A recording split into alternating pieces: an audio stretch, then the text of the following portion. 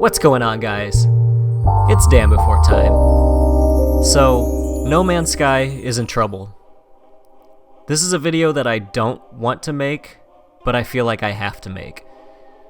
I want to be very clear from the start, this isn't a video where I plan on flaming this game. Enough of that is happening all over the internet, in the comment sections of my videos and in videos of other content creators that cover No Man's Sky.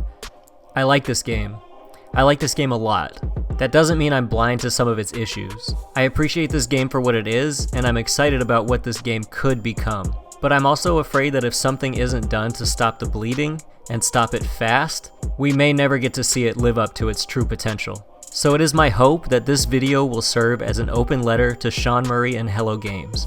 Not from an angry internet nerd, but from a thoughtful and respectful fan. So here we go.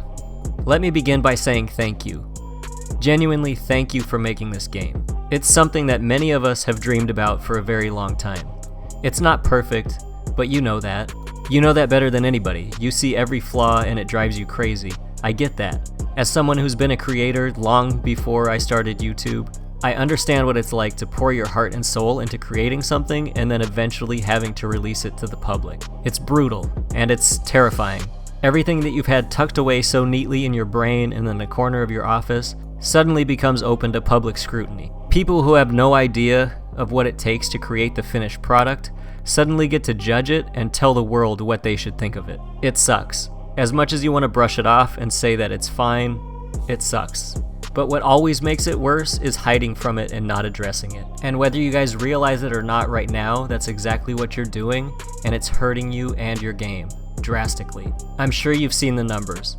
Week-to-week sales are down 80% in the UK. The concurrent PC player base is down 90%. Now these drops happen for every game, but not this drastic and not after week 2. This is not, and I want to stress this, not because the game is not fun. This is a public relations crisis, and one that must be addressed if this game is going to survive. For the build-up and promotion of this game, Sean became the de facto PR person. Nobody else could really do it. It was his game. It was in his head. He had to explain it. The somewhat shy, uncomfortable, coy, yet mysterious demeanor was real, and it was charming. And it actually worked great to promote a game like this, where mystery was essential before release.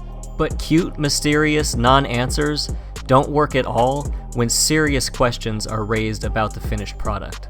And two players being able to find each other and kind of almost meet up on day one was the start of all of these issues.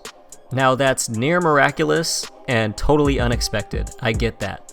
And I'm fairly sure that it's confirmed at this point that one or both of them weren't connected to the online services, and anyone with any common sense would know that if somebody's not online, there's no way that you can meet up with another person who is online. But you weren't dealing with common sense.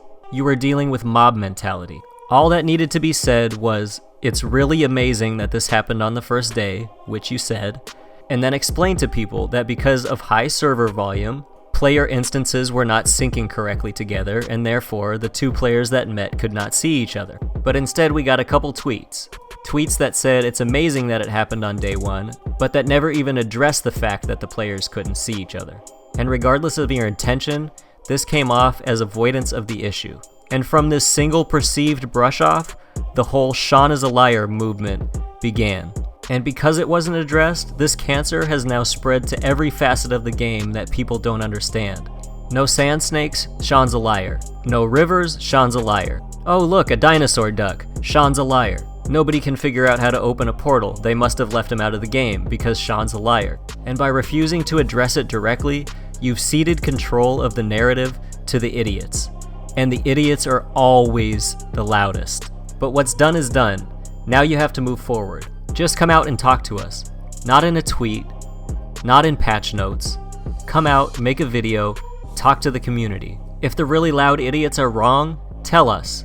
And on the other hand, if there's things that you had to leave out of the game and they're right, tell us. Tell us why. Tell us that you're working on them. Tell us when you expect them to come. We waited 3 years for the final game. We can wait longer.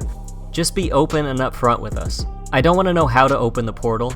I love the mystery, but I would like to know that the portal works. Bungie has struggled with these same issues throughout the entire lifespan of Destiny. It can be recovered from if you get the core fan base to stick around, but the game has to earn that core fan base first. And right now, those launch thrusters need fuel. There's a lot of people that care deeply about your game, myself included, and we're willing to go to bat for you. But we need to know that we're not out here alone. We'll all survive even if the game doesn't, but it would be one of the biggest shames in gaming history if this game died because someone chose to stay silent.